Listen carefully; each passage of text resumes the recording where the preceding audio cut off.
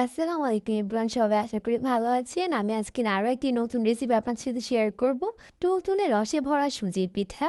আমি এখানে প্রথমে দুধটাকে জাল করে তারপর কিছুটা চিনি অ্যাড করে নিয়েছি। চিনিটা আপনাদের স্বাদ মতন অ্যাড করবেন। তারপর আমি দিয়ে দিচ্ছি দুটো তেজপাতা, দুটো দারচিনি আর দুটো এলাচ।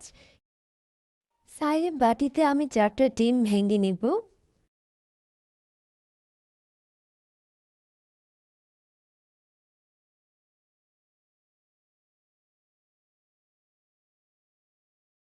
ডিমগুলোকে ভালো করে ফাটিয়ে নেব।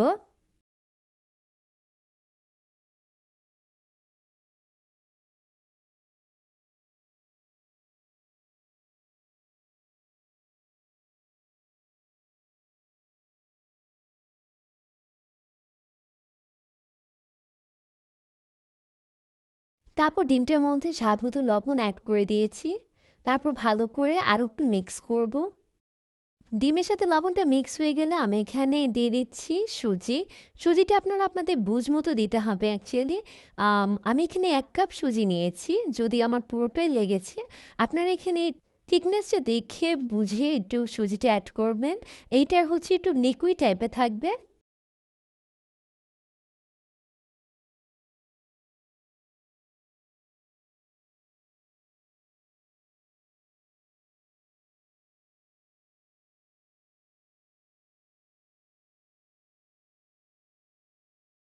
আশা করি আপনারা বুঝতে পারছেন এটা থিকনেসটা কেমন হবে।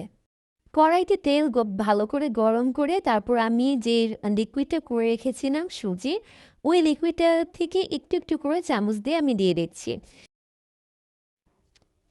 ছোট ছোট করে পিঠার মতন সাইজের হওয়ার পর আমি এটাকে উল্টে পাল্টে ভালো মতন ভেজে নেব। বেশি একটা শক্ত করা যাবে না, একটু নরম রাখতে হবে।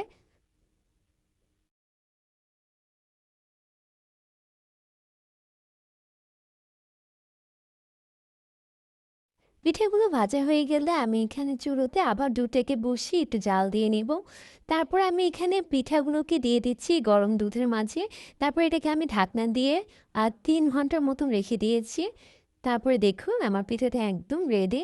আমার এই তুলতুলে পিঠার রেসিপিটা আপনাদের কেমন লেগেছে সবাই কমেন্ট করে জানাবেন। পিঠাটা একদম পারফেক্টলি স্পঞ্জি হয়েছে, আপনারা দেখতেই পাচ্ছেন। খুবই তুলতুলে আর মজাদার এই পিঠাটা আপনারা অবশ্যই বানিয়ে ট্রাই করে দেখবেন। খোদা হাফেজ।